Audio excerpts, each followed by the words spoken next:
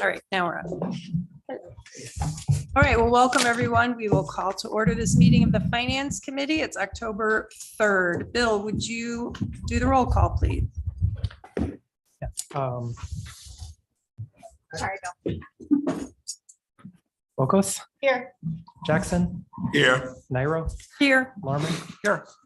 Who's present? Okay, great. Moving on to the approval of the minutes. We have two. The minutes, first we'll do the minutes of September 19th, which was a regular Finance Committee meeting. Are there any corrections to the minutes? No? All right, then the minutes for September 19th, 2023, the Finance Committee are approved as circulated. Moving on to the minutes of the September 20th, 2023 Finance Committee budget meeting. Do we have any corrections to the minutes? I had one. Tori Helen Brand should be Troy. That was all that I saw. All right, there being no further corrections with that one change to the chief's first name, the minutes of the September 20th, 2023 Finance Committee budget meeting are approved as circulated and updated. Next is the audit of the bills to be paid. Bill, are there any updates? Yeah, I actually have three additions this evening. The first is for Stafford Rosenbaum. This is for defense of the claim filed by Mr. Lush. The amount is $2,989.50. Second item is for TDS. This is for payment for damage to a pedestal from a city mower. That amount is $8,460.65. And then finally, we have an invoice for debt book, which is for the city's annual subscription. That amount is $11,000, and that's per the agreement that was approved earlier this year. Okay. All right, who would like to make a motion to approve the audit with those three additions? I will make a motion that we approve the audit with the three additions that Bill just put forward. Thank you. Lorman, second. All right, any discussion? Hearing none, all those in favor of approving the audit of the bills to be paid with the three additions that Bill just mentioned, signify by saying aye. Aye. Any opposed? All right, the ayes have it. Moving on to the budget. And just so everyone knows, we've tacked on an hour, right? We're starting an hour early today. What I would like to do is finish up our budget discussion at 6:50 or earlier. That'll give us time to get through the regular business items that we have and still, I hope, adjourn at 7:20 to give us a little bit of a break before we start the council meeting. So that'll be the plan. I hope everyone had a chance to read the mayor's executive budget. I appreciate that this is a cost to continue services type of budget and that's necessary because of the very small increase in our net new construction. So if the mayor is, well, actually, who's presenting? So we can provide just a high level review.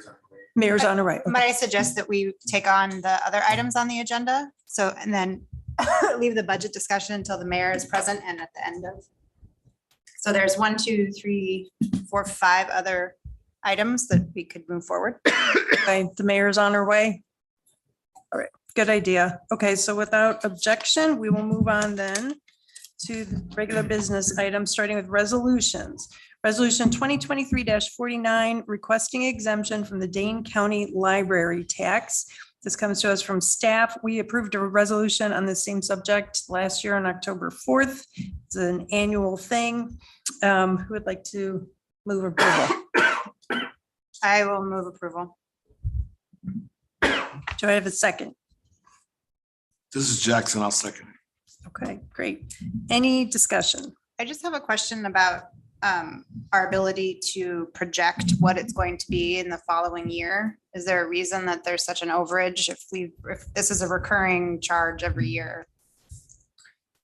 Yeah, the amount of minimum funding required is based on the prior year's tax rate for the county for library services times the current year equalized value, excluding value within the TIF districts. So we have been working with Dane County Library, with our library director to try to do our best to project that. But until we get the updated equalized value numbers from the Department of Revenue in August, we don't know the number for sure. Okay. And for this year, the increase is, for the 2023 budget, we had a larger increase. For 2024, it was a smaller increase, so just the increase of the 17,000 that was required to be approved now for our 2024 budget. All right, any further questions or discussion? Hearing none, all those in favor of approving resolution 2023-49, requesting exemption from the Dane County Library tax, signify by saying aye. Aye. Any opposed? All right, the ayes have it. Moving on to agreements and contracts, we have two. Amendment number 5 to design/construction engineering agreement with KL Engineering. This comes to us from the Ped Bike and Transit Committee. Who would like to move approval? Thorman will move approval of the the design construction engineering agreement with KL Engineering for, Thank you. yeah, sorry. I'll second that. Any discussion?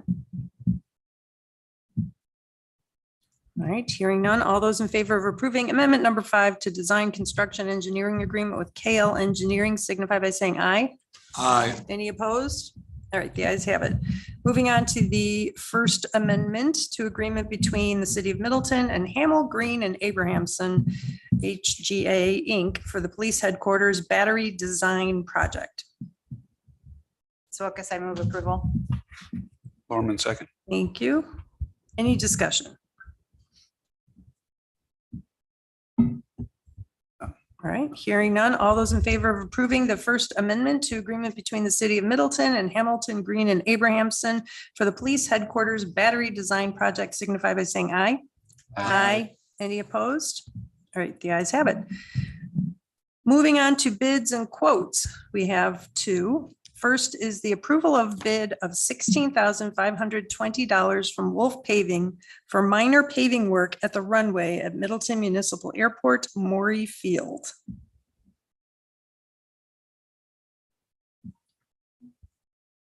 Who would like to move approval? Okay, Lorman will move to approve the design bid and paving of the runway Thank you. repairs. Subject to city attorney approval. Thank you. Right. Subject to city attorney approval. All right, I will second that motion. Any discussion?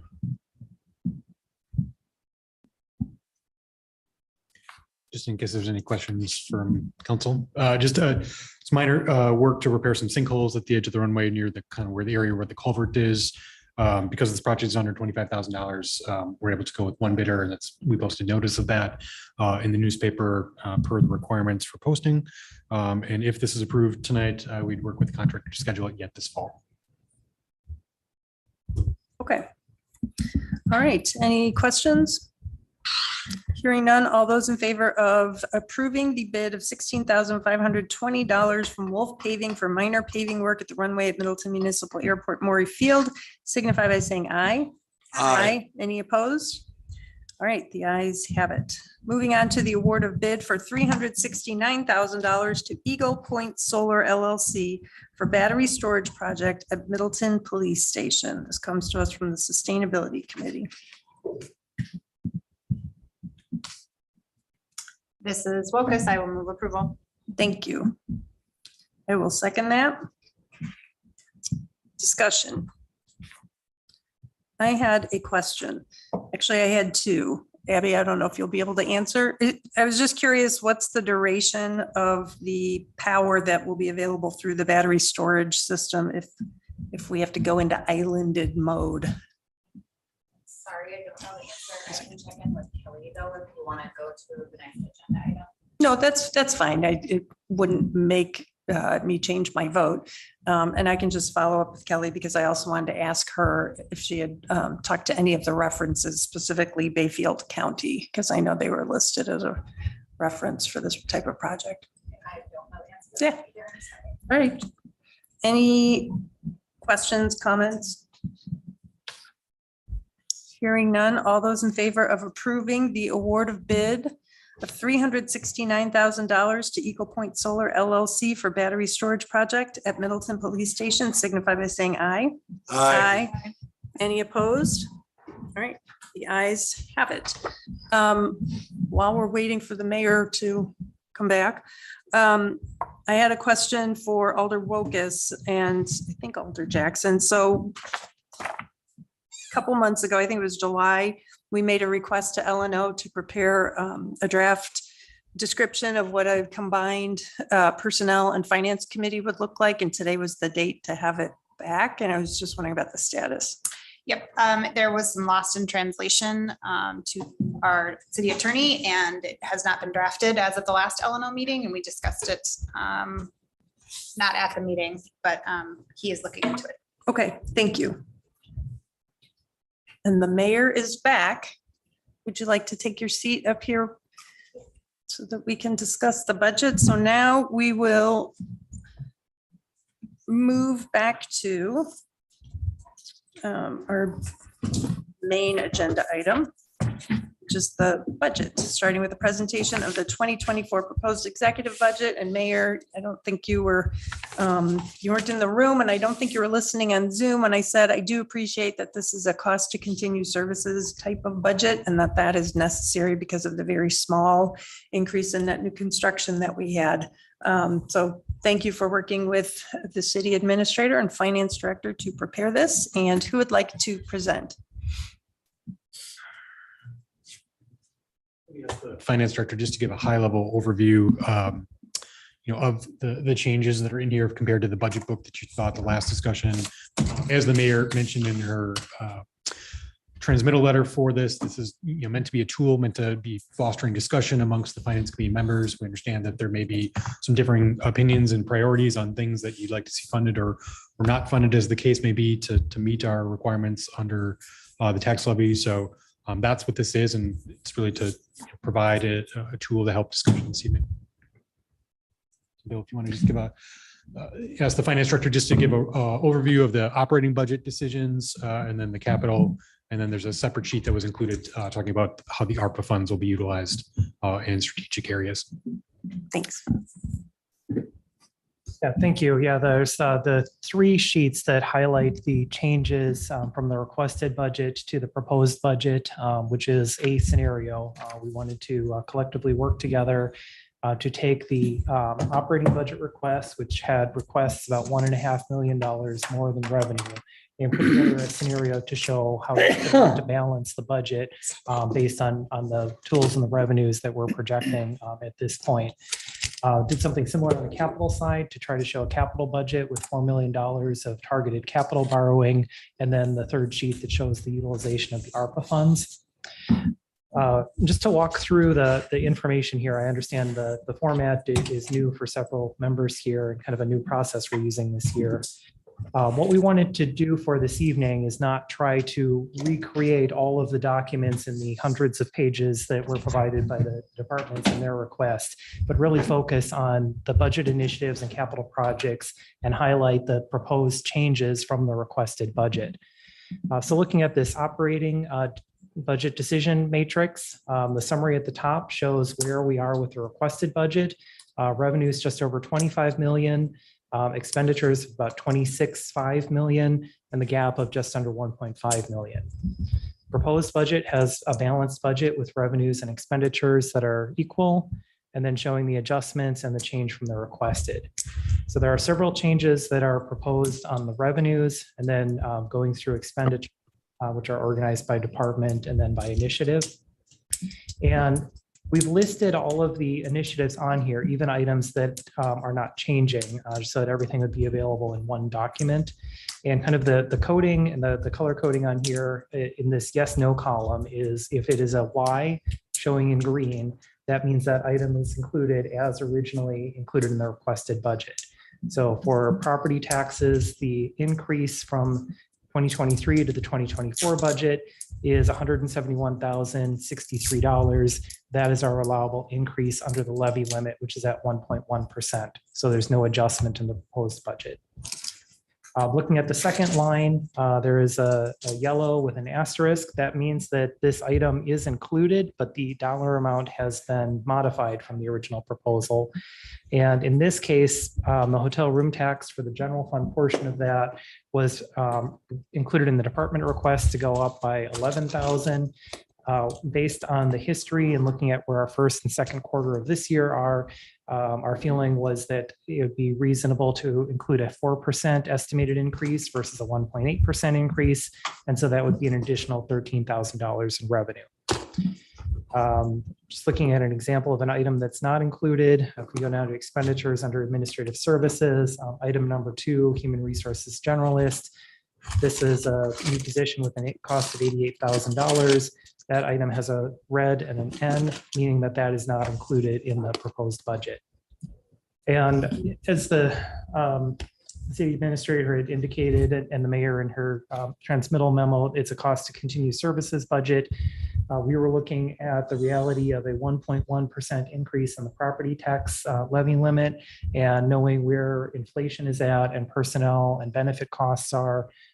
The priority for this budget was to try to continue to fund existing operations, and generally did not fund additional positions or staff, both because of the limitations in this budget and the concern about the ability to continue to support those positions in future years without additional revenue.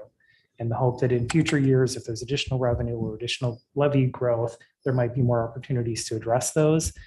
We do feel that all of those position requests are important and do highlight needs for the city, but just the realities of the fiscal constraints we're under, those positions are not included in the recommendations here.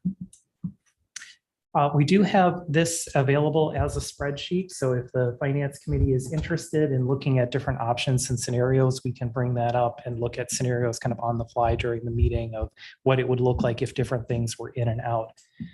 I also wanted to mention that we do have some department heads that are present either in the room or on Zoom. Certainly they're available for questions. If there are other questions or for other staff that aren't available tonight, we can certainly take those questions, get them on the record, and we'll follow up with them and get those answers back prior to your next meeting. Maybe I'll just briefly touch on the other 2 documents. So if we go to the next item in the packet, after the operating decision items, there is a similar format for the capital budget decision matrix. This goes through all of the requested capital projects, has the same yes/no system for what's included or not included in the budget. The difference here is that this includes different funding sources. So a lot of our focus tends to be on the capital budget, which is funded with general borrowing. But there are also columns listed for projects that would be funded with TIF district revenues, user fees or charges, using fund balance or replacement fund balances, and then grants, donations, and other, which also could include ARPA funding. So we have tried to include in here what items are proposed to be included. If there is an asterisk, that might be the item is included, but with a different funding source recommended.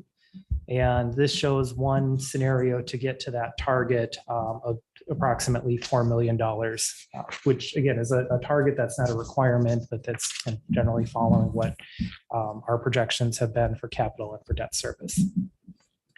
And then finally, the third item is the ARPA projects list. This has grown over time as we started with ARPA funding in 2021. This shows in columns A and B, the actual amounts spent by project in 2021 and 2022. Based on the approved budget and projections from departments in column C, we're showing the projected amount to be used this year. And then what was originally allocated for 2024 and what is currently proposed in the 2024 budget.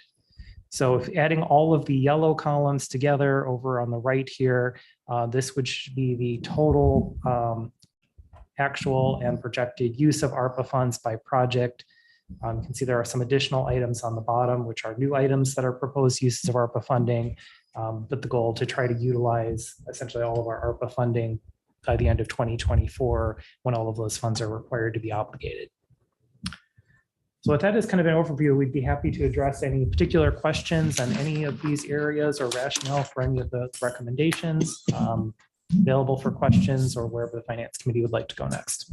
So a quick question about ARPA. The money has to be obligated by the end of 2024 and spent by, End of 2026. Yeah, it has to be obligated, meaning that we have contracts in place by the end of 2024, but you have up to 2 additional years to actually spend the money and write the checks.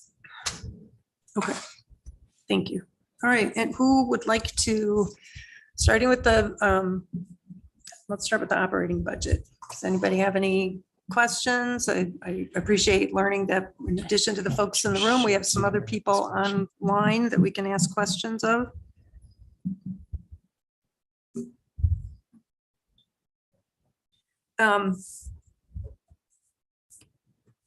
So looking at, thank you, that decision matrix. Scroll down, and thank you, Bill, for explaining where all these different estimated changes came from. So I had earlier circulated to members of the committee, mayor, and city administration, one proposal for a couple of changes, and I'd like to, as we're discussing this, I'd like to throw them in now. We don't have to update a spreadsheet, although it's good to know that you all have that available. So I can support all of the things we have here, and I hope these increases will indeed be accurate. One thing that I was going to suggest is, go now. Oh, I guess it's a youth center thing. If you would scroll down to, look at my own page here, the transfer. So the transfers from the general fund, to the youth center, I had put in my table, taking out the $13,000 for the combined youth center supplies and materials and the nutrition supplies and materials, because those are things we can fund with ARPA. Moving that to ARPA, I think accounting wise, it would be better to show a change of $13,000 in the transfer to the youth center, or Bill. Yeah, so just to explain what's in here currently and then how that change could be added. So the youth center had received ARPA funding at $20,000 per year in 2022 and 2023. In 2024, under the original ARPA allocation, that would have gone away. And what we were showing was in the requested budget, $18,855 in additional general fund money needed to support the youth center. The proposed budget would keep the ARPA funding for one more year at $20,000. And what I'm hearing is a suggestion to increase that from $20,000 to $33,000 to also cover the youth center supplies, materials, and nutrition items next year. Yes. Okay. And I selected those two line items because the youth center, when I think about the original intent of the ARPA funds, was directed at helping people recover from the pandemic, and some of our most in need residents use the youth center, and it seemed like a good fit. Again, going back to that original intention, I realized changed the requirements, but that would free up $13,000 in the operating budget. I also, the snow removal project, I forget what it's called in here. I think it's new services, maybe? Yeah. New service, there it is, line 103, row 103. So that's the $25,000 that Public Works has been trying to move over to the Public Works budget from CDA, Community Development Authority. And the suggestion was to keep it in and reevaluate at TID 3 closure. I'm not against doing that, but I think it might be good to just start to phase that in instead of having a $25,000 chunk. So I suggested putting a quarter of it back in for the $7,500 expense. And then the Oak Hill corrections increase. See that? That's in parks. You know, to me, the conservancy lands, well, not just to me, I think the conservancy lands have been underfunded for a long time. And I know Oak Hill helps with maintaining those conservancy lands. This is an increase, Kylie's here, so she'll correct me if I'm wrong. This is an increase in salaries for the, who is it for? The crew staff sergeant, an increase that the state already made, and the cost is just being passed on to us for the, would this be the same level of service that we typically have? I do recall from our meeting, Make sure the microphone's that on. is correct. As I was on the, Is that on? Yes, that's correct. So it was a $13 an hour raise for the sergeant position that went into effect in July of this year. And so just to take a look at for future, the increase in that expense would be the $19,000. Okay. And I would like to see that put back in the budget because I think that's an important investment that we make in our conservancy lands, which so many of our residents value very highly. The Muni Code, which I am super excited about, I'm suggesting we move that to ARPA. So that would be $10,000. It's, I forget what it's referred to as. It's under administration, I think. Well, maybe not. Maybe it's further up. IT. Yeah, it's 29. There it is. Yep. Did that meet ARPA requirements? It does. Under the revised rule for ARPA, we qualify for the loss of revenue allowance, I should say. So all of our ARPA funds could be used for any public purpose that's not specifically excluded in the ARPA requirements, such as debt service, for example. Thanks. Good question. So that was a change I hope to persuade my colleagues to make. Under recreation aquatic, sorry, Kylie, I should have anticipated this was there and we should keep you up at the podium. So this one in the table I circulated, right now in the executive budget, it's proposed as 28,145. Where is that? There it is. With 25K reduced. And then it says use 25K in ARPA funds in 2024. But when we look at the ARPA table, you'll see it actually is 22,500. And that was intentional, I understand, just to reduce the amount a little bit. I'm going to propose that we reduce this 28,000 a little more to 17,635. And that's partly to balance the proposals I've made. And the reason I singled out recreation aquatics is because of the question that you recently answered for me, Kylie, which is, we spend a lot on concessions. And I understand now, based on a message I got from Kylie earlier, that concessions wages are not strictly concessions wages, correct?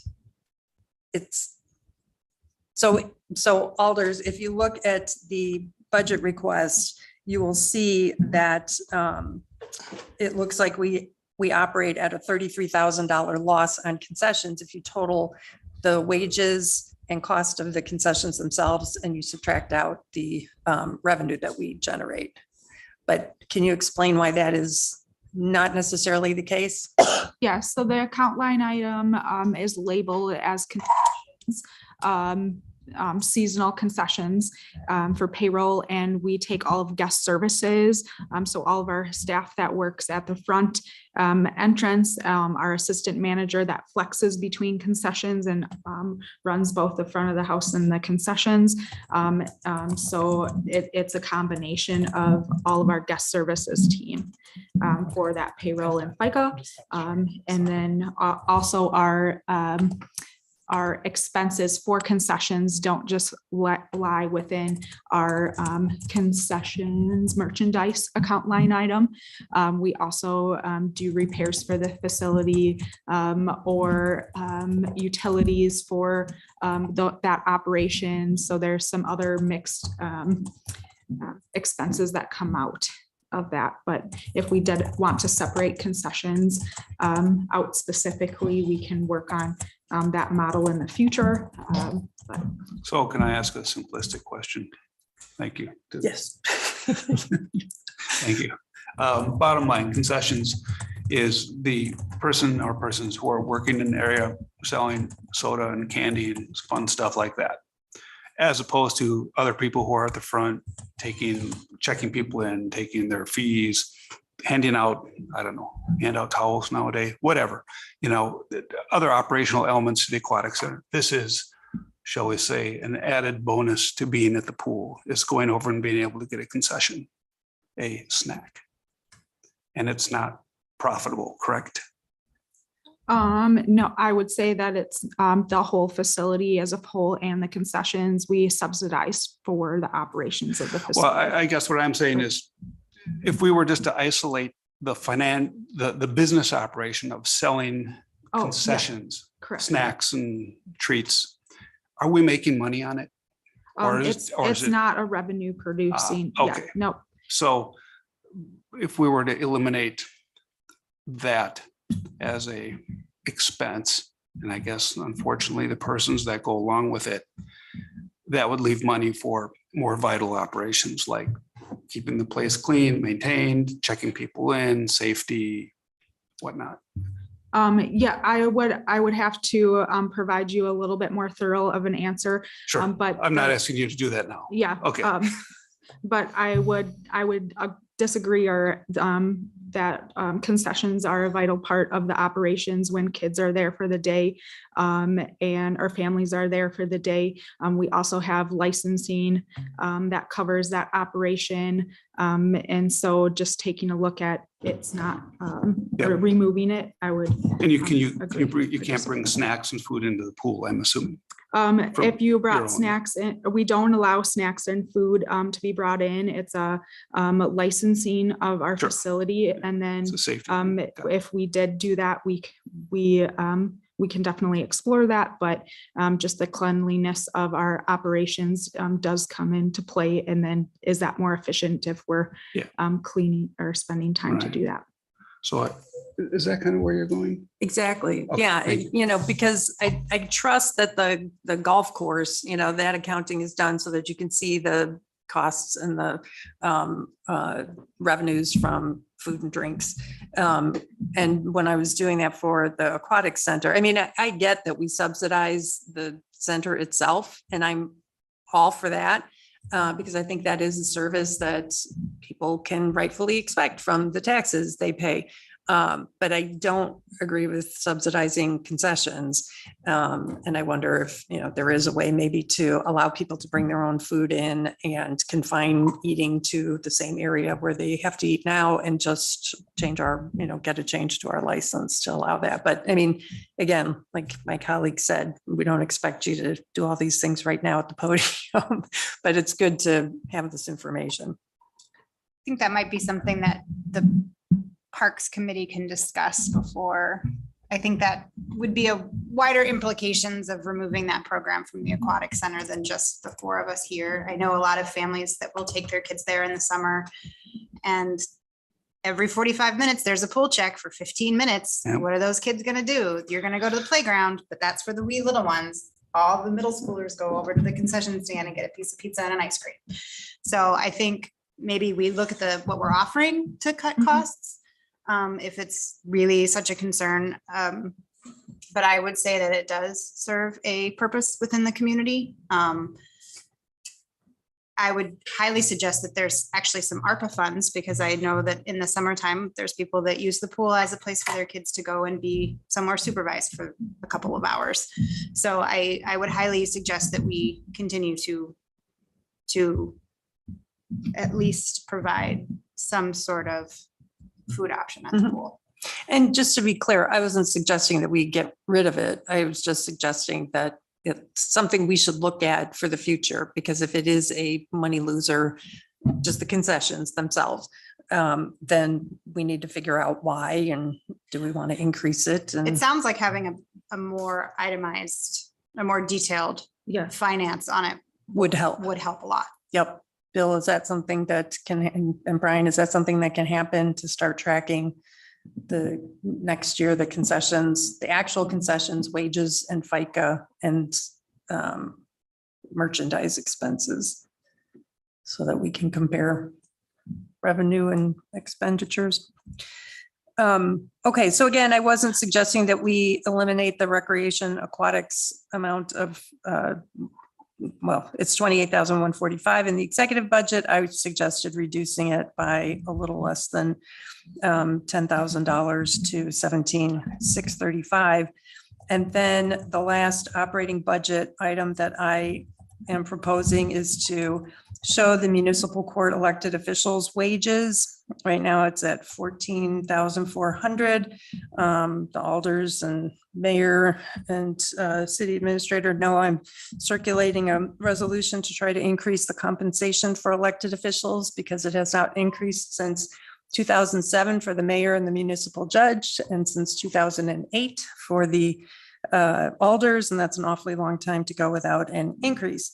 So the increased, just adjusting for inflation, this number is not set, of course, or even approved by council, but 21,300 was the estimate I had put in the resolution based on simple CPI inflation calculator and plugging in 14,400 as of May or in May 2007. That was the value. 21,300 is the value in August of this year. So those are all the operating budget changes, and they balance out at, $65,545 out and same amount put back in. Any further just questions, discussion of operating?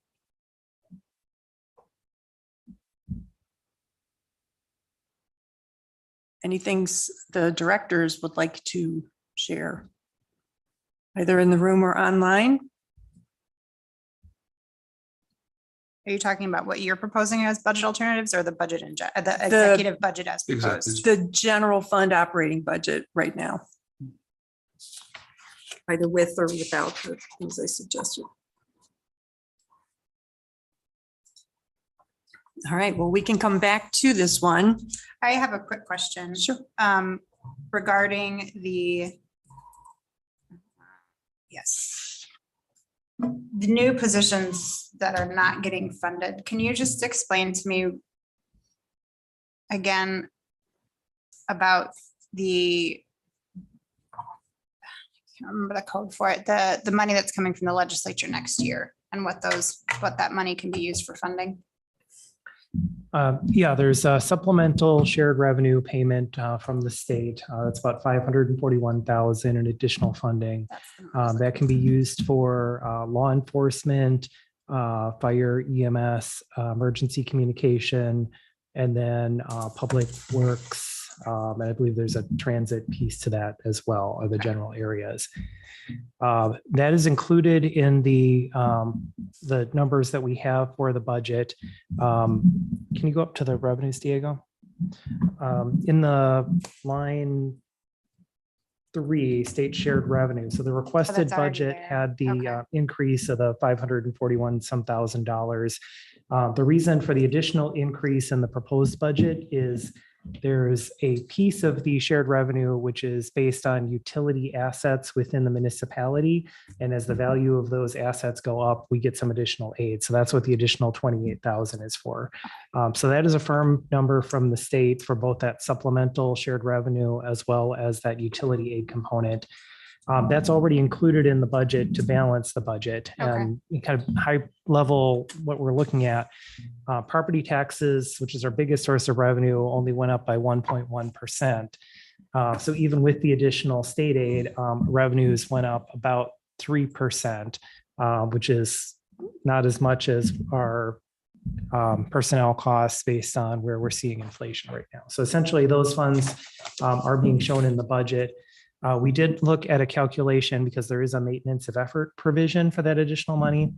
So we looked at what is the proposed funding in 2024 for those covered departments compared to the 2023 budget to verify that all of that money is going towards the increase in budget just for the cost to continue for those departments.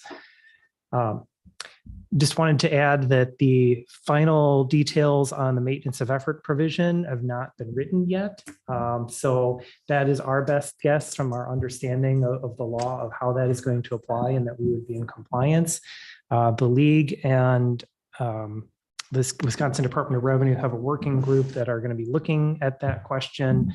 I volunteered to serve on that group. So as I get additional information, I can bring that back to the committee. Thanks, Bill. And great question.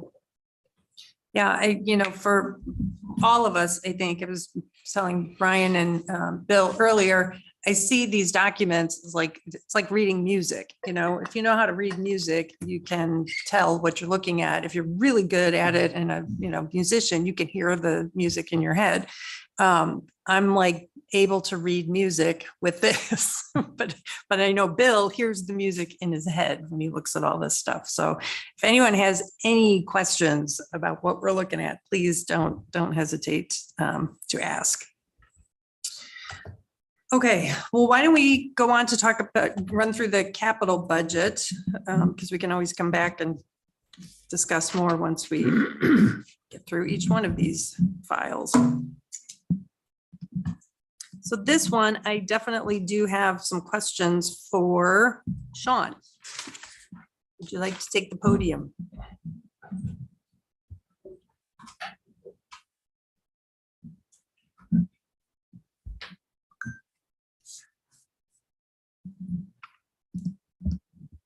Yes, Is it on? it is. All right, great. So this revision, I think we had to get like $890,000, if I remember correctly, out of the capital budget, the $4 million target that we shoot for. We had exceeded it in the original request, and now it's been whittled down to just $300 under that amount. Looking at streets, Sean, I am going to suggest that the number 12, Bellefontaine High Road intersection reconfiguration for $20,000. I suggest we move that to a future year. That in the traffic impact analysis said it was recommended for construction by the year 2050 if it wasn't implemented in phase 1. So just knowing that intersection, it's not, in my opinion, it wouldn't be necessary to reconfigure the eastbound lanes until it's connected to Parmenter Street. Yeah, and my recollection is this was a thought more to line up the lanes, but I think, people going east-west from a stop condition can probably navigate a bit of an offset if needed. Yep. So I'm not terribly concerned by it. Okay, so that was one of the changes I suggested for savings of $20,000. The mound reconstruction design. This one is $40,000. I just drove on the road before coming here to see, if it's in really bad shape or just bad shape. It didn't look that bad to me, but what do I know? I'm not an engineer. But what I do know is that we are going to have a study done next year of all of the historic sites in Middleton, including Indian mounds. And since there is an issue with a mound near this road, hence the name, and it even says in the narrative that we need to coordinate with the Archaeological Society.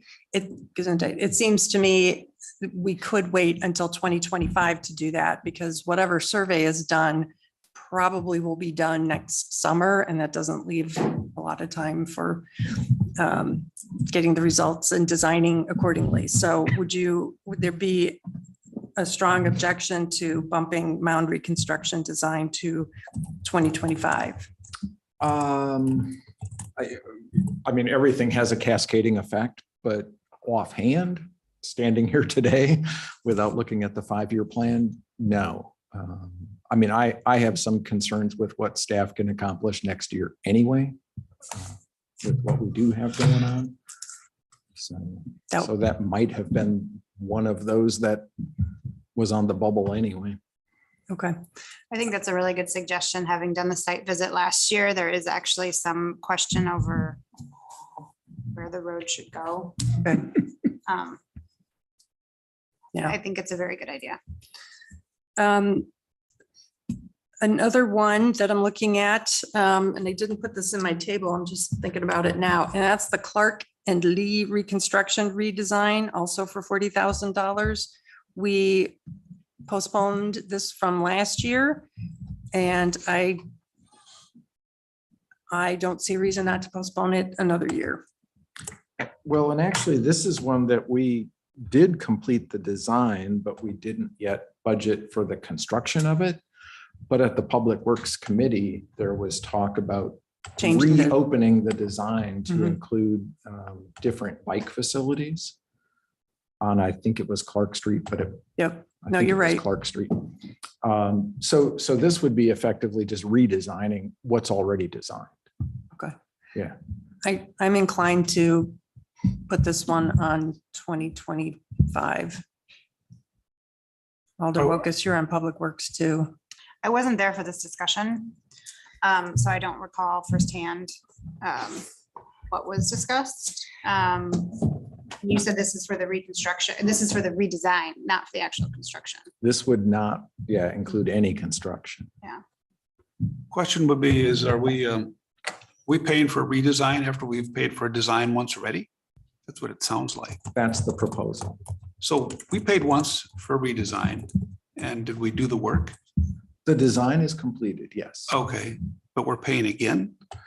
Well, that's the proposal. The proposal, and I was at the meeting, and the proposal was because of where this is, it's right, of course, by the high school. Yeah, I know that. Yeah. The desire was to have the design be very, very bike friendly, like the most pedestrian and bike friendly street in the city.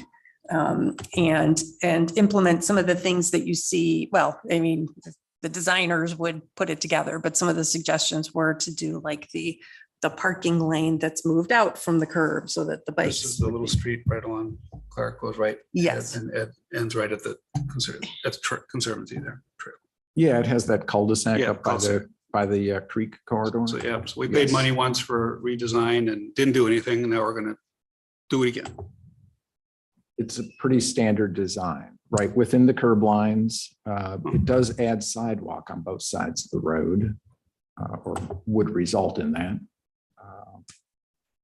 But yes, Alder Wilkes. Problem with that sort of, but okay. So it's primarily for Clark Street, not Lee Street. yeah, well, Lee Street between Parmenter and Clark already is effectively set up to be 3 lanes because of that turn lane by Parmenter. So I mean, there's just 1 inbound and 2 outbound lanes effectively. But that's where the buses turn in high school. So I don't know how you can, I don't know right. about making an extra curb with a set of, I think you might have some problems there with access. I don't want to design it here in this meeting. Yeah, my But I'm just wondering, recollection- my focus is like, is it $40,000 for that little bit of, that goes from Lee Street to the Conservancy? And is it because you want to tie it into the Conservancy? I don't know. I wasn't at Public Works for that discussion. I have no problem moving it off though. Okay. Any objections to taking this one off the list for next year? Okay, Sean, you had mentioned your concern I share about staff time, especially since we aren't adding any Public Works staff. So a question I have for you is the University Avenue replace steel streetlight poles with aluminum. If that project comes back, do you see that as a problem for staff? Well, that's a risk tolerance question more than a staff time question. I think our involvement with that would be on the relatively light end. Most of that expense is literally buying materials and getting someone to put them in. But we did have 1 pole rust out and fall over, and I would prefer to avoid duplicating that. And that's really what this was about. How Okay. many poles is that for 185? I don't remember offhand. I mean, and is it the full corridor? Like, obviously not. So No, are you it's just part of focusing on? University Avenue, kind of downtown, like from Branch Street to. Okay. almost Parmenter, I think.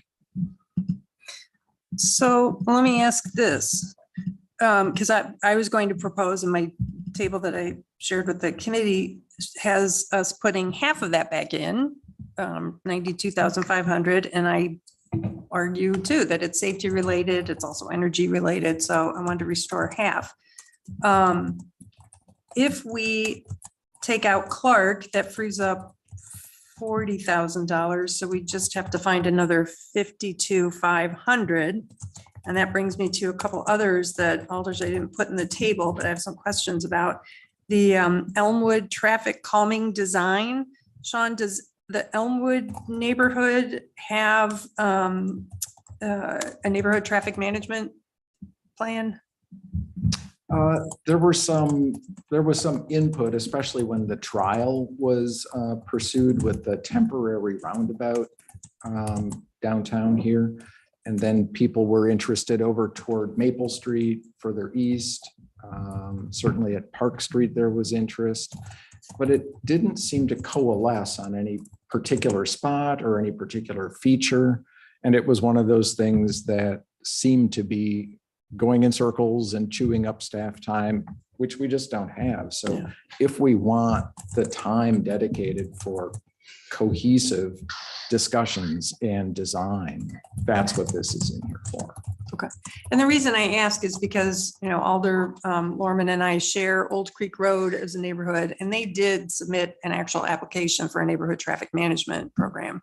And I feel like if we have a neighborhood, and there may be others, if we have a neighborhood that has gone through the recommended or required steps, I wouldn't want to see their work not get done until another neighborhood is taken care of when those neighbors haven't gone through that process. Well, and I have no shortage of requests, even those that are following the steps, but measuring all the data and evaluating it and getting back to people just takes time.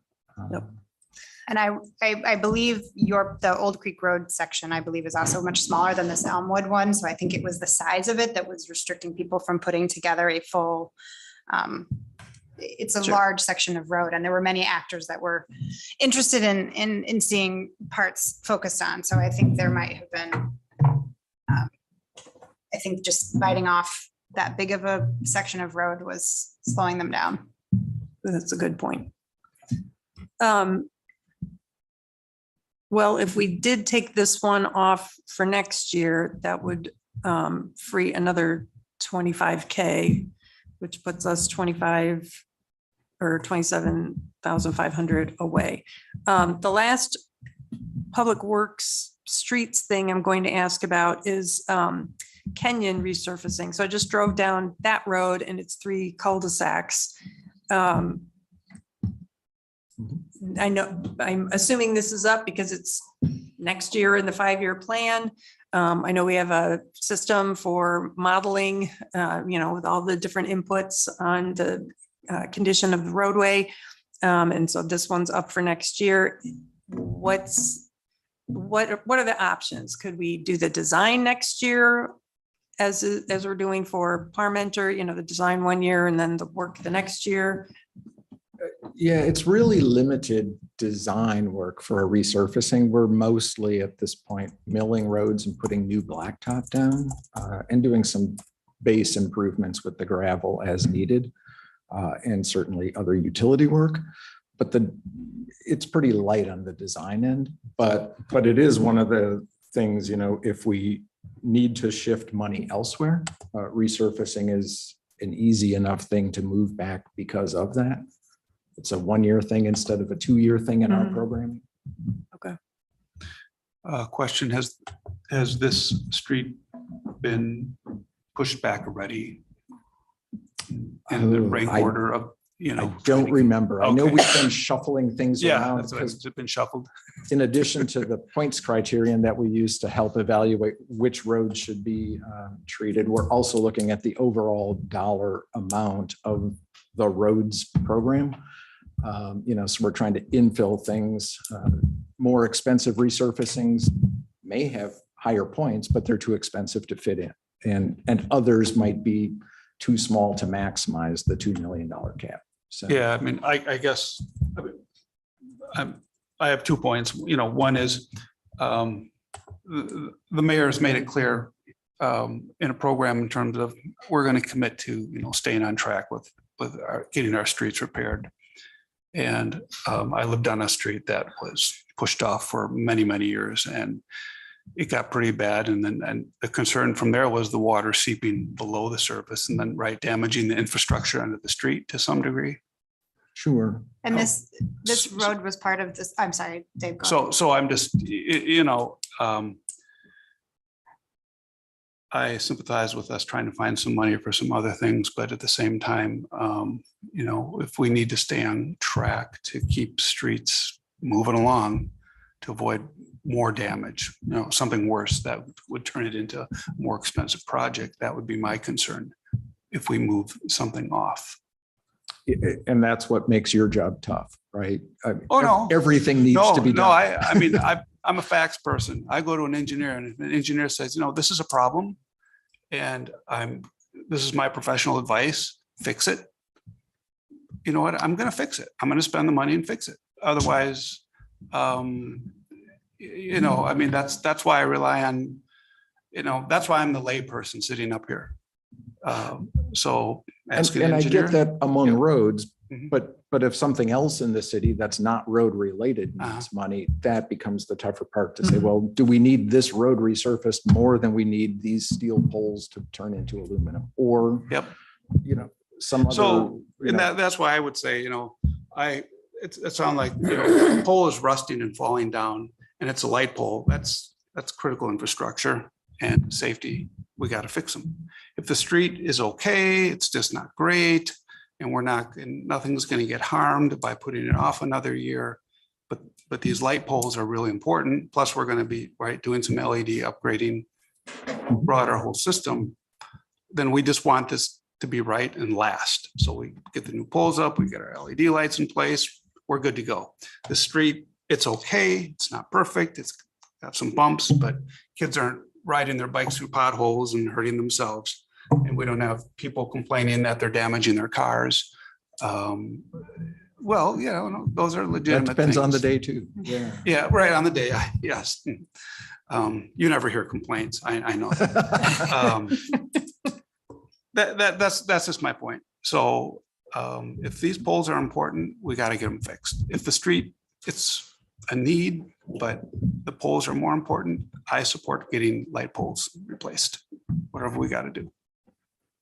Thank you for bringing up these questions. Alder Wilkes, you were going to say something? I was just going to point out that this was a road that was impacted by the floods in 2018 and has not been checked or resurfaced since then. And so Okay, yeah. there could be, to your point, underlying soil damage issues. There's many issues over in that neighborhood that have sort of been put on the back burner because of all of the recovery since 2018. So I would hate to see this get put off further, but I understand it's a huge chunk of money. It's a large section of road. Yeah, it is a big, yes, that it is. Well, and to both your points, I will note that in the narrative for some of the higher ranked street projects, it did describe this needs to be done. And the description for this one was a little bit different, not quite as urgent sounding. At least that's how I read it. And certainly if it's a choice between this and street poles, I would go with the street poles. And I checked and Kenyon it wasn't on the proposed capital budget last year. It didn't get cut out. Okay. I don't know if it was earlier, but I think it would have shown up last year if it had been on the budget previously. Yeah, some stuff has been shuffled around because we've been needing to massage our budget as we go, which affects our 5-year plan. Okay. Moving on does anybody else have questions or comments for Sean? Any of the public works things? Sean, thank you for your patience. I did have one. I would like to, and Sean, it's maybe not even a question for you, but I think the traffic signal lead pedestrian interval programming, that was something that came from the Ped Bike and Transit Committee. And it is a safety related item from November of 21, I believe is when they first proposed it. So that's $20,000 that I would like to see put back in. That's not something that the staff designs, or is it? No, we'd have to get a professional traffic operations engineer involved for something like that. Okay, well, if it's possible, I'd like to put that one back in as well. And then what Diego, I think, is showing is just the suggested changes I had made to the capital budget. I'll note that the Ford, of course, I think we should be getting the Ford F-150 Lightning electric truck, but I suggested moving that to ARPA. The vehicle replacement plan, a reduction by 17,200 was just to make it balance, or not quite balanced. I'm using up the $300 that was left on the table for the capital budget. But anyway, if we do make some of the cuts we just talked about, we would not need to reduce the vehicle replacement plan budget, even if we increase the university street light pole replacement. And I think that was it for you, Sean. Kylie, I had some questions. She's still here. Actually, maybe they're not even questions. Kylie, you decide. I feel like the street and park tree planting, I would like to see us plant more than $10,000 or spend more than $10,000 on that. But I just think we should put it back in the capital budget. I will note the $12,000 project to pay for our portion of a private landowner's landscaping project. It seems to me we should be able to find $10,000 to pay for trees for our residents. And then the trail marking and delineation. This was deferred from last year. It's only $10,000. And I think it's important work to establish our conservancy land boundaries and protect them. Am I right in understanding that's what this, by marking the trail, we're basically saying this is city property? Yeah, that's what the account, or that's what that is for. And that's something that we should be doing gradually on or every year as a part of our operations too. So, but this is a larger undertaking to try to get more spaces done. Yep. And I think this one is important and worth restoring. The well, all these projects are important, but looking at the conservancy lands, the Hubbard property trail installation, I'm like, okay, we don't want to invest more than we can afford to keep up. And that's, this trail installation, I know was put off from last year, but I'm going to recommend we keep the budget, the recommendation from the mayor intact, but the trail marking and delineation, I would like to see come back. And I did have a situation in my district where there was some, dispute or disagreement, I should say, between the city and residents regarding a marking of a trail. So I think this is important for us to do. If I may, would this be for, is there any trail marking as part of the Pleasant View Road reconstruction? Or would this go for all the trails that are being put in overall on Pleasant View? It's not, nothing, there's no trail markation as part of that project? Okay. This would be used for the highest needed areas where we do have any conflict. And so we did some of those markings this year. I think it's important to continue making sure areas are marked. I don't think you can have all of them marked everywhere, or but at least those sticky areas are, yeah. And do you have an indication of where those are? As far as parks goes? I do not have that right now, but I can get it. Okay. So. Okay. Any other questions for Kylie? Thank you, Kylie. And then the only other capital budget item that I flagged was the City Hall network cabling redesign. It's the mayor's suggestion was to cut it. Or I'm sorry, move it into ARPA, sorry. And I'm suggesting moving it back into the capital budget instead, so that we can use ARPA money for something else. So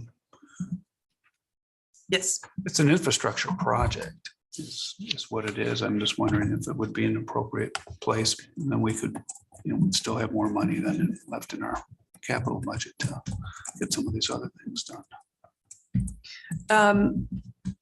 Possibly. It originally was in the capital budget. And I'm just suggesting that we restore it. I am also suggesting that this enterprise ERP software, and that's in the, it's been moved to the ARPA budget.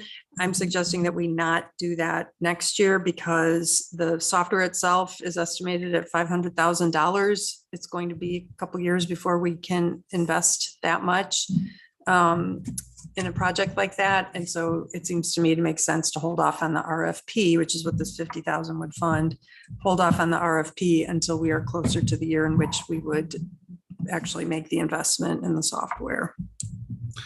I guess my question on that would be is what is the city's tolerance for being able to hang on to a legacy system like this and keep it maintained and keep it going? Yeah, I mean, we can continue using the current system. We end up doing a lot of things in spreadsheets, like our entire budget process, for an example. We don't have good budgeting tools in that software, so we export all the data. We build a lot of spreadsheets. And then when everything's done, we upload it back into the system. We also do a lot of custom reports or reports in Excel for staff to answer their questions. I think there'd be efficiencies of having a combined software that could do a lot of those things and provide departments and elected officials with probably more quick, more visually easy access to information. But that said, we could continue to operate with the current system. I just wanted to make sure it's on everyone's radar that it's probably something that we should look at in the future. But I also understand that next year would be a challenging year to do that. And I don't have a concern with waiting as long as it's on the horizon. Okay, I was going to say, I mean, I truly sympathize with what you're saying and live this reality with, and what I do on a day-to-day basis with IT systems. My only concern truly is from a legacy standpoint. If we're being forced due to other OS upgrades, other changes in technologies, where using and working with legacy software, legacy equipment, legacy systems would security risk, or put us at risk, or things like that. And I understand, also, yes, moving to a new system does take a really long time because everything does have to be converted. Actually, there's almost a need for more people at the beginning of it.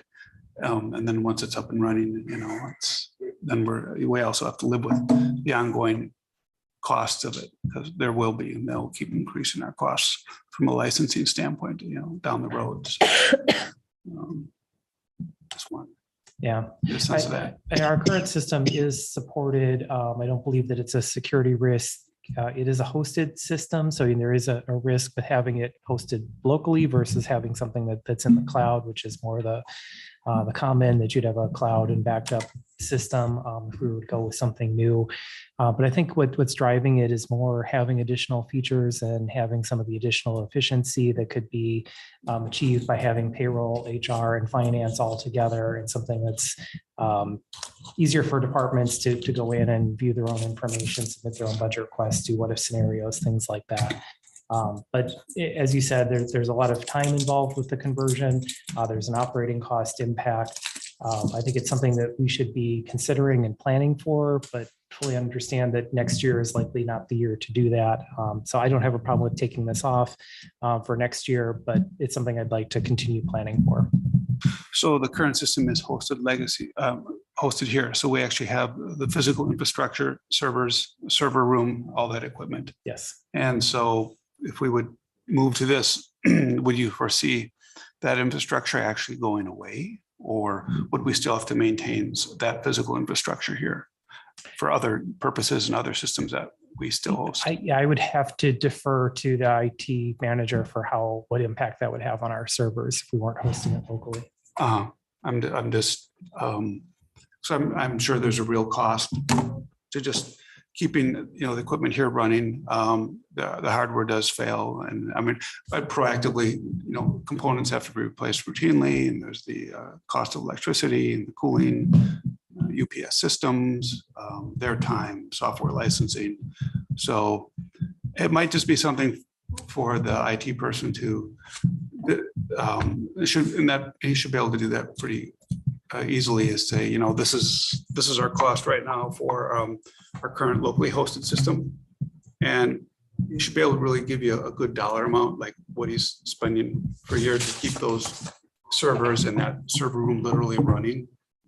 And you might be surprised, you know, a small server room could cost $50,000 a year.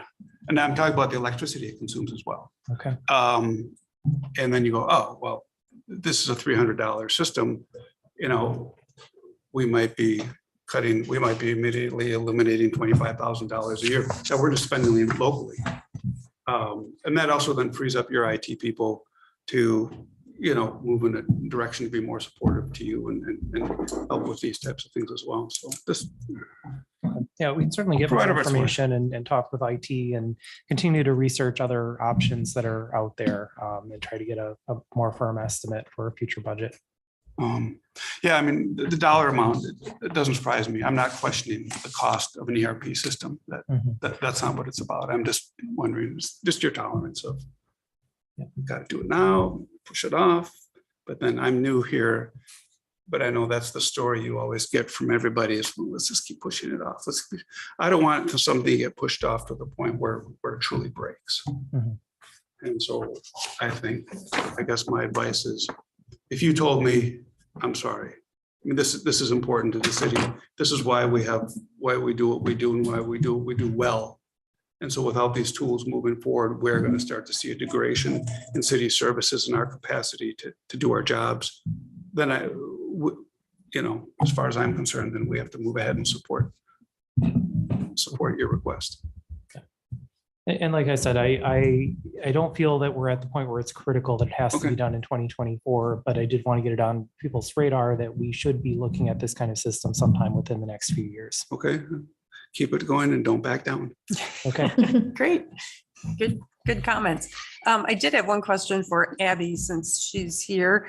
You don't have to change the slide. So one of the capital projects is under planning is to implement the University Avenue Corridor Plan, Phase 1. That's a TIF District Number 5 expense, but there is no dollar amount. Do you have a dollar amount? Is it likely to go forward or no? Unfortunately, no. I just don't think it's going to be possible because we've been working with the utilities to get the information that we need for almost a year now, and we still don't have what we need. Okay. So I think that we're going to keep working on it. We have enlisted the help of our TIF engineer at Strand, and he's trying to coordinate a meeting with all of the folks that we need to work with in the same room here at City Hall. We've had success doing that in the past, but it takes a while to get on their calendars. Our hope is that we might still be able to do this project in 2025. Thank you. And then also, since you're there, I'll just note that I'm disappointed that the sustainability matching funds of 100K is slated for cutting. I do understand it. I'm hoping that with some of the changes we made, we might be able to restore half of that, if not all of it, because I do think, if you recall, members, the reason this is in here is because sometimes, just like the streetlight LED replacement came up, we have staff who are phenomenal at seeking grants and getting them. And often we don't have to devote too much staff time. It's purchasing something. And it would be great to know that we've got some money available, since we won't have the ARPA money available like we did this year. So I hope we'll be able to restore some of that. Any other questions on capital before we go on to ARPA? All right, so let's look at the ARPA funding. And all right, so this is the updated file, correct? Yeah, actually, Yeah, scroll down. it's not the updated one. Let me pull the right one. Sorry. So the version we got shows $4 left, which kind of makes you wonder. Where could we put that? If we come out exactly $4 under, I'll feel like we did a pretty good job. of $7, but-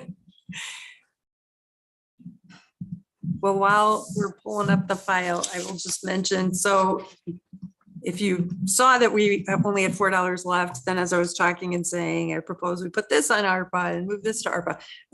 So what I suggested did work out money wise and actually left a $2,000 balance. So I think, let's see, trying to think of where the original numbers left off.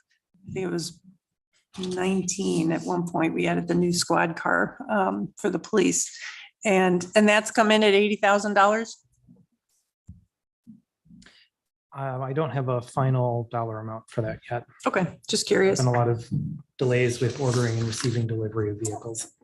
Okay, so you see the presidential election costs are in here, and I talked with Bill and Brian earlier today about, you know, since this is something that comes up every 4 years, we have a presidential election, every 4 years staggered, we have the midterm, you know, is there a way to like set aside funds separately so that we've got them and don't have to figure out, you know, what to take out of the budget so we can afford the election costs? And perhaps when TID 3 closes and we have some money come our way, we might be able to set up a small fund, just like we did with the transit fund, but smaller, to help us even out those costs over the years.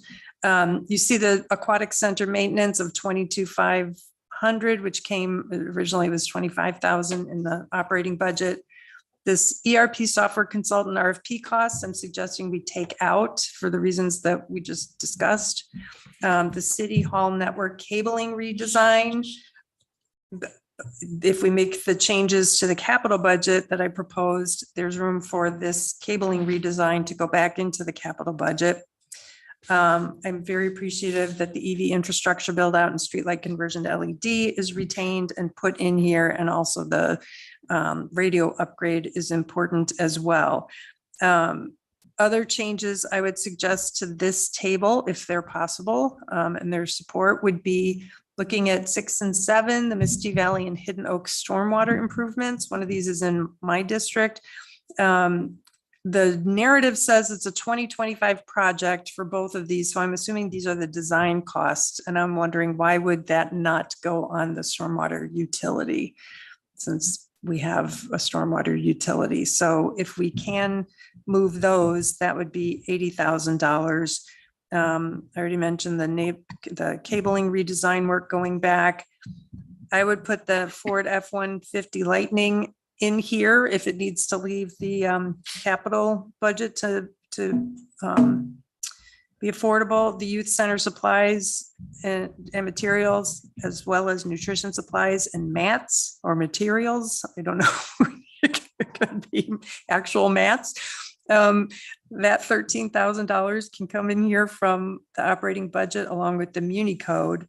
And then I'm also going to propose that we put back in some outside pruning services. Again, I just feel, I know in my district, pruning is a big issue because I spread the word to neighbors through my newsletter that we all have an obligation to keep plants and shrubs and trees from encroaching on the sidewalk. And then I got messages from people saying, hey, the city's trees are encroaching on the sidewalk. I'm like, oh yeah, that's right. And the response is, we don't have the staff or resources to do the pruning. So recognizing that the original amount was $50,000, I'm hoping we can put $30,000 into the ARPA budget. And the last change I will suggest to the ARPA budget is something that is very important, near and dear to my heart, and that is support for, it says mom, but now it's Way Forward resources towards their housing and food security programs.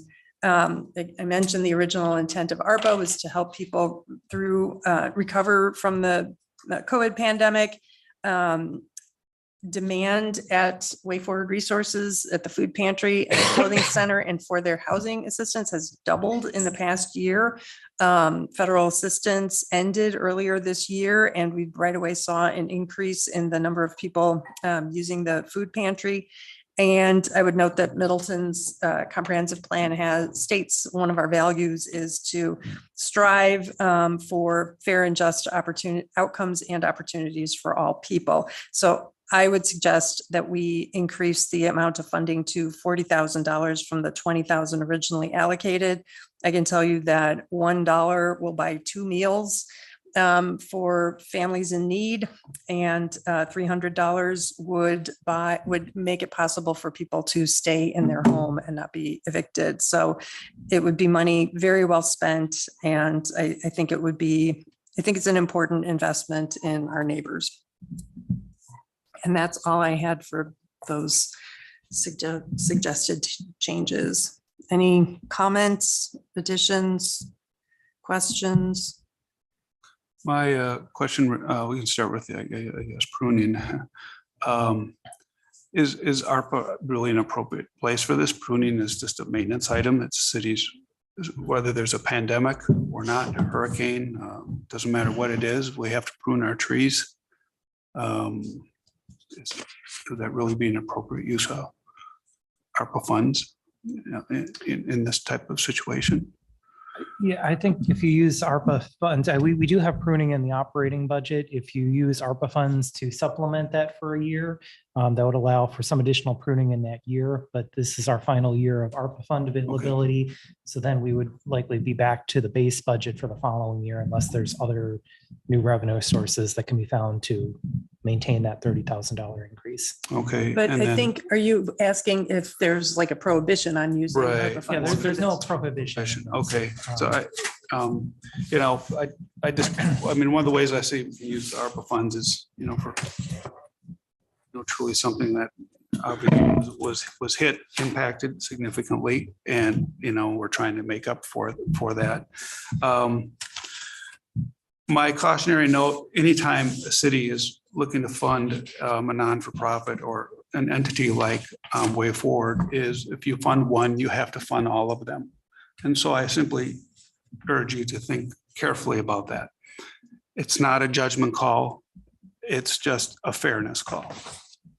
Because what do we do when the next agency comes along and says, I'd like some support from the city of Middleton. How come you're not supporting me and you're supporting them? So it's just keep that in mind. Go ahead. I was just gonna comment that I am aware also that, this is municipal. These were ARPA funds that were given to the city for use as the city deems fit. And I know that Way Forward has other avenues of fundraising, and as a nonprofit has other partners that they work with. I think we are one of them, and we have consistently been providing the same amount. I recognize that the federal support is gone. So I understand their needs are higher, but I also want to be aware that they do have other revenues where, we have a lot. This is our one chance to use something for the city. So I think our obligation is to the city as a whole and its function as a city and an operating entity. So if we're going to spend money, it has to benefit everybody across the board. Well, I appreciate that in theory, but again, and yes, Way Forward does have other resources. I say with certainty that they never have enough. Well, this year, neither do we. Right. So, but as to why support one nonprofit and not the other, that decision was made back in 2020 or 2021 when this original project was proposed. And I can't recall, maybe Tammy does. I can't recall whether the city is actually a partner on this through the senior center. I may be thinking of the energy efficiency solar and NOAA project. they have a separate line item in there. Right. housing assistance for seniors and moving. So I don't know. Yeah, there's It might be that one. a separate allocation of ARPA funds that are dispersed by the senior center for individuals that they've worked with that have needs. So that's a related but separate project from the support for mom or way forward. Yeah, and I think And that would, having the senior center take on that responsibility, well, that makes sense. I mean, the senior center is a city of Middleton resource, and people can come to the senior center and do what they need to do to apply for assistance. So if we're going to move money around, then send it to the senior center. Well, but that's limited to people who are 55 and older, so it doesn't Well- really apply to the whole city. Well, but the senior center is a city resource, so no different than us, like we've allocated money to the youth center.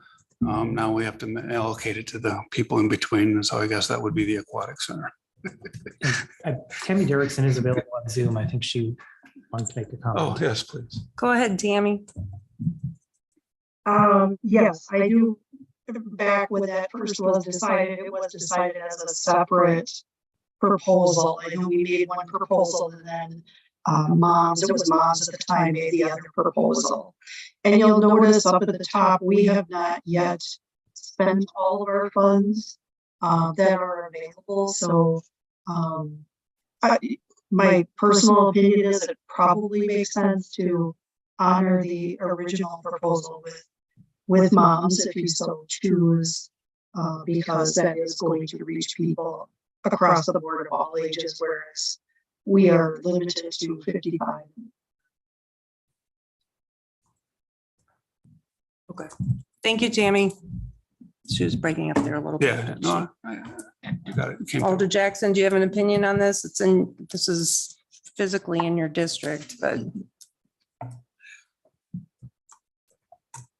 No, I'm in agreement with increasing the funding for moms because they definitely do a lot in the community. I've seen them do a lot in the community, and I think they're definitely a valuable resource.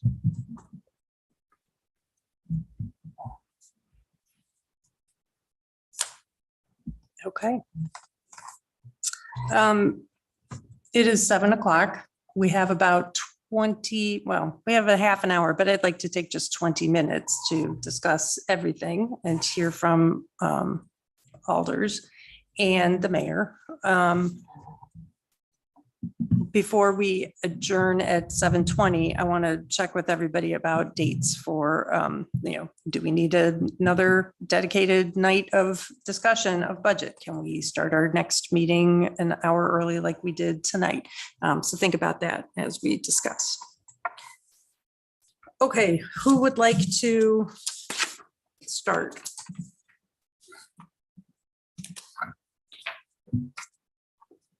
I guess I would go back to the operating budget. I guess what I'm going to propose is, unless there are strong objections to any of the proposed changes that the matrix we're looking at contains, or the changes that I proposed making to these changes. Unless somebody objects, we'll just keep them in the list and let the staff modify the table, come up with the new totals to make sure that they add up. And that's what we would discuss next time. Mhm. I was afraid you wanted to do that now. And I was like, I'm not ready No. for that now. Yeah, no. Thank you for clarifying. Okay, so on the revenue side, I don't think I had anything changing. Can I just make Go a ahead. brief comment? I just want to let you know, some of the items in here are firm numbers where we now have estimates from the state. Some of these are still estimates. One item that we've just learned about within the last few days is the state road aids number 5. That is our general transportation aid, and it's intended to recover costs primarily for streets, although there is some like law enforcement on streets that's included in that formula. We had put in a 3% estimated increase. We've learned that that's going to be closer to a 10% increase. I would caution on using those funds at this point because we also in the last few days have received communication from Madison Metro regarding our transit share. And that may be going up more than we originally had projected based on costs with the new route and number of hours. So we are working on getting more information on both of those topics that we will try to have available for your next meeting. But just wanted to highlight that there will be some things like that where additional information comes in during the process. Okay, thank you for that. All right, so back to this table. Where is the, okay, so Muni code, moving that, if you put in a comment, thank you, to move to, where did I put it? ARPA. And then scrolling down to Oak Hill, keep.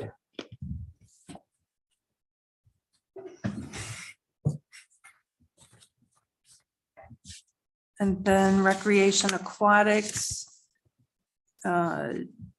Well, I had reduced concessions, take the 28,145 down to 17,635. That amount might not be needed if other changes are made.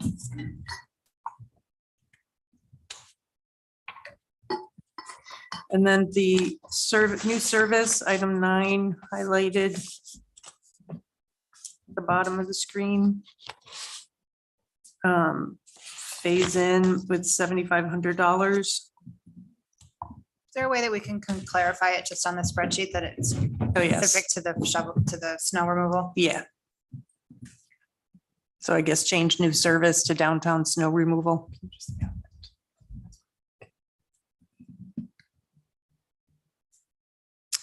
I don't know if it goes under admin, but the municipal court elected officials' wages would need to be added. Yeah, we'll add a line. You'll to add that, okay, thank you. And then the last one is the youth center supplies and materials and nutrition supplies and materials.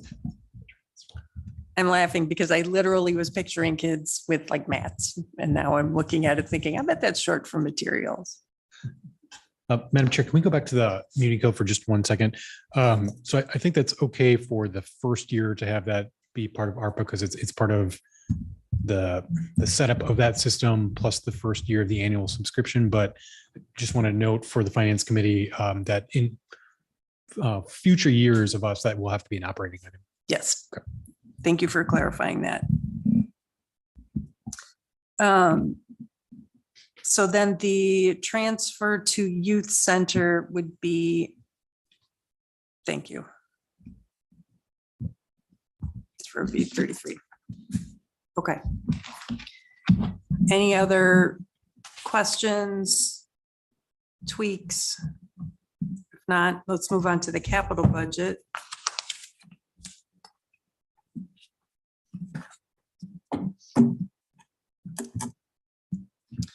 So I think the first question I'll ask is about the Kenyon resurfacing.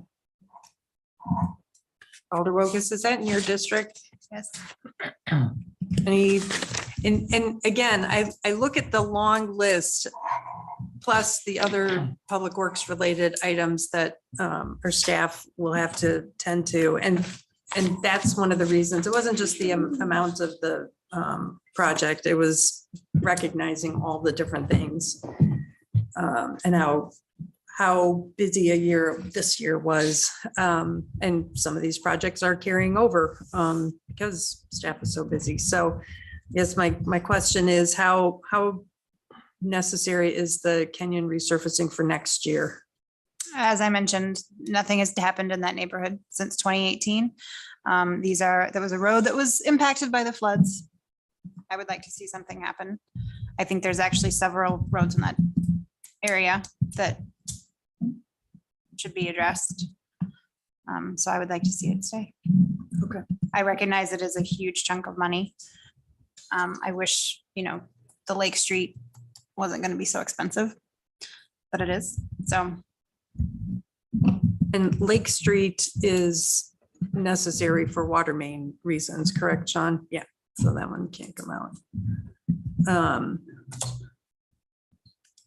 Okay, how about, so let's keep Kenyon in, but taking out Clark and Mound, or putting them in 2025. Bellefontaine and High Road, that one, could even go later than 25 if needed. And then the Elmwood traffic calming design. So those all coming out. I mean, yes. Okay. Quick question about the Park Elmwood intersection reconfiguration design. That one I noted requires staff time. Sean, thumbs up or down? You're good with that? Okay. Microphone, sorry.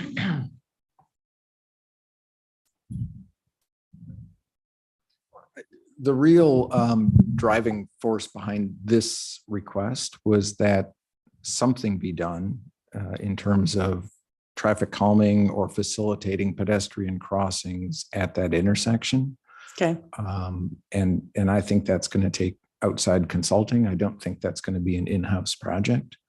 So whether we do it next year or 2 years from now isn't really my decision. Certainly, that's the council's decision. Okay. But it's on the list because of that request. Okay, great, thanks. And can I ask the Century Avenue Bridge replacement for 500K? That is TIF funded, isn't it? right, but is that really going to happen? I mean, is work really going to start next year on designing that, or?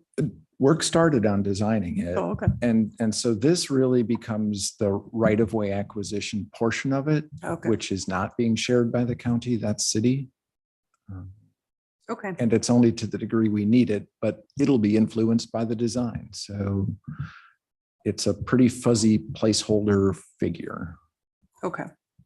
All right, but it's not in our capital budget, so it's fine. Correct. Okay, thank you. Any other, questions for Sean while he's up there? So we're taking the Park Elmwood out. No, I would keep it in. It's not, I mean, I know the intersection, it sounds like, Yeah, I know it too. I mean, it's, you've got University intersection and then what, a block, 2 blocks later, that intersection. So what, you have a stop sign and a stop sign? I mean, or put a roundabout in and take people's property and. Yeah, we've talked about and toyed with a few different things, none of which are ideal. That's- So, Yeah, it's currently the only intersection on that stretch of road that doesn't have pedestrian flashers. Right. So, I mean, think, it could be right. as minor as that at this point in time. I would like to see something happen with it. It is a very, very busy stretch of road in the morning. oh yeah, of course. Um, it is. It is between the high school, Cromery and Elm Lawn down there, you have kids moving in every different direction.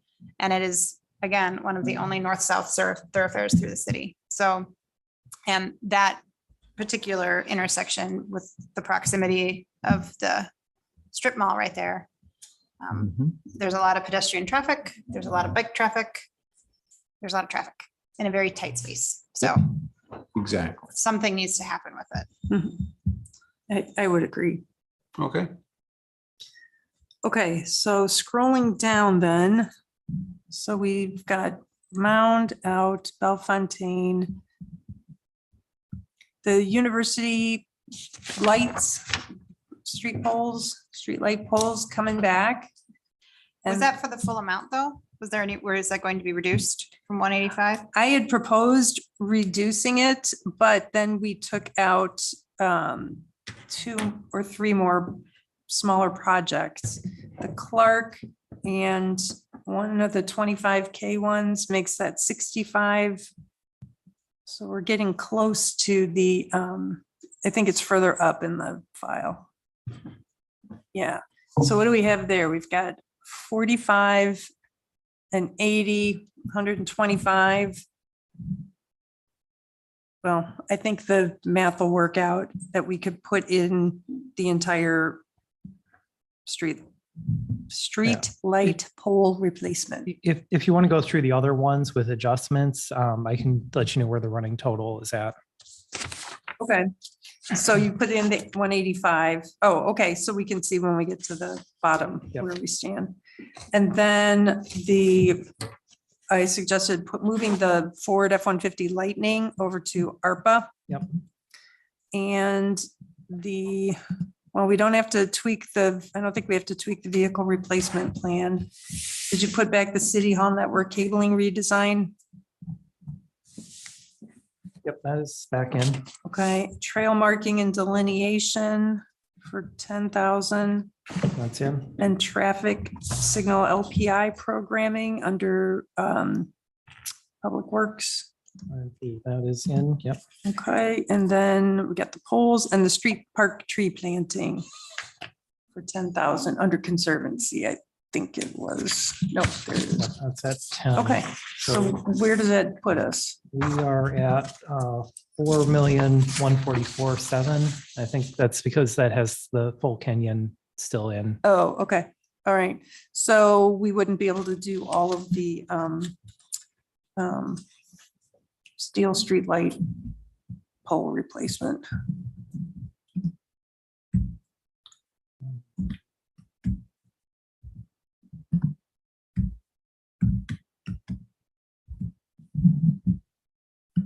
Brian, maybe you can answer a question about the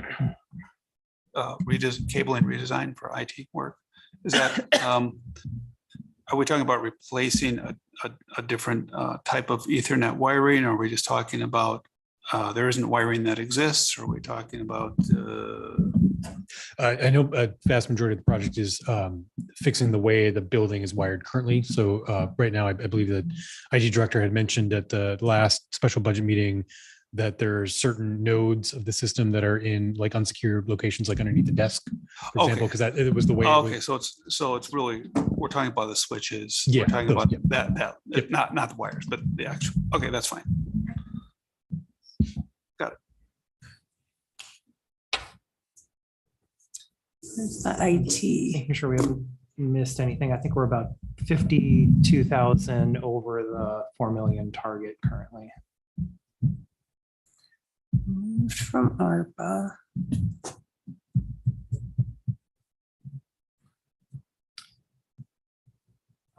Just wanted to note with the sustainability matching funds for Oh, grants, part yeah. of the thought process there of why that wasn't in the proposal was that we are likely to still have some excess capital from 2023 that could be earmarked towards that. So that might be an option if you're looking to get to the target is put That's, some new money in, but also plan on some carryover.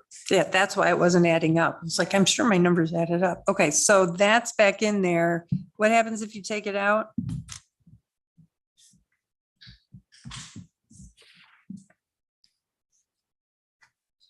Let's see. So if And I then take- it's got the 92,500. Yeah, Yeah, right restore now I have- that to the full amount. we're at 48,000 Oh, okay. roughly right now. So it wouldn't be quite that much. Be 3/4 of it. The 185. Yeah, you could, if you Or- want to stay at 4 million with all the other projects, you could have about 3/4 of that in. Or we could put the whole thing in, and what would we need to take out of the $600,000 vehicle replacement plan?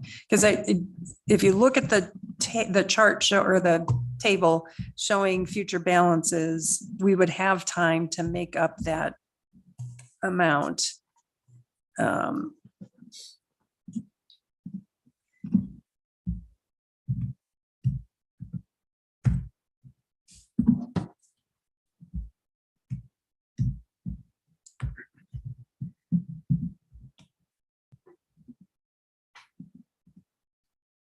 Okay, so yeah, that would bring that from 600,000 to 555,300. And let me, pull up the vehicle replacement. That's because you took the truck out of there because it's truck went to our. Okay, Yeah, it was the return of the 100K for sustainability that was throwing everything off.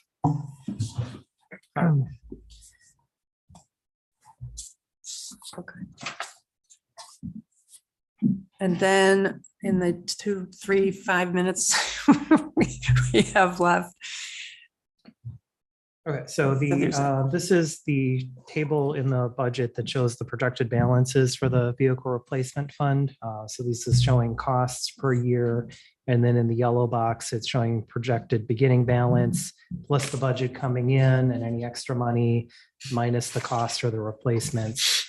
So we were projecting with 600,000 in funding that we'd be having an ending balance of 648,000. Part of why that was recommended to be increased from 500,000 to 600,000 is recognizing that as costs of vehicles are increasing, that we'll need to be budgeting additional amounts each year. So it was proposed to be stepped up from 600,000 to 650 to 7 and so on. And you can see the balance is projected over time. But there is time to look at phasing that in, and we can also reevaluate those balances based on actual cost of vehicles at the end of each year and see how we're doing on the plan.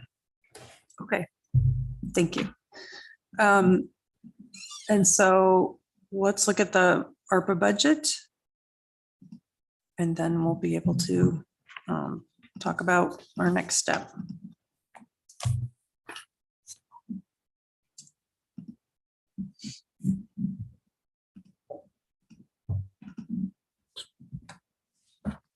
So the additions from elsewhere in the budget, is this a spreadsheet or a PDF? This is a PDF I Okay. have up here. We do have a spreadsheet, but I don't have it live right now. Okay, all right, so the items moved from elsewhere in our budget are the Ford F-150 Lightning for $105,000, the youth center things for $13,000, Muni Code hosting for $10,000, and the outside pruning services for $30,000. Those are the ones that would move and that I think I'm hearing support for. The only other addition would be $20,000 more for way forward resources. And I know we could vote on it. I know it seems like we have 2 in support and 2 perhaps not as supportive. I would ask that we leave that decision to the council to get more input from folks on in the future. So maybe just flag it for now as a possibility, or there's a question about it. And then the items to be moved or taken off are the RFP for the ERP software consultant. That's taken out entirely for a future thing. And then the Misty Valley and Hidden Oak stormwater improvements would move to the stormwater utility. And that makes me wonder, and you may not know the answer to this. So the $10,000 projected for this year, what is that? Has that already been spent? I'd have to look to see if it's been spent at this point, but we had money allocated for 2023 to start the design work. So I think the thought was that they were planning to start the design, have some costs this year, but most of the design costs in 2024. Okay, well, maybe by our next meeting, we can find out if that's even going to be spent. Because that would be more money to have. And then the cabling redesign was being put back in capital. And that was it. Other thoughts, suggestions? All right, hearing none. So then at the next time we talk about the budget, we'll have the 3 revised tables in advance that we can look at. Yeah, we can update these pretty quickly. So we'll do that and send them up following the meeting. And then if we do learn any more about the road aids and transit, we can send that out next week.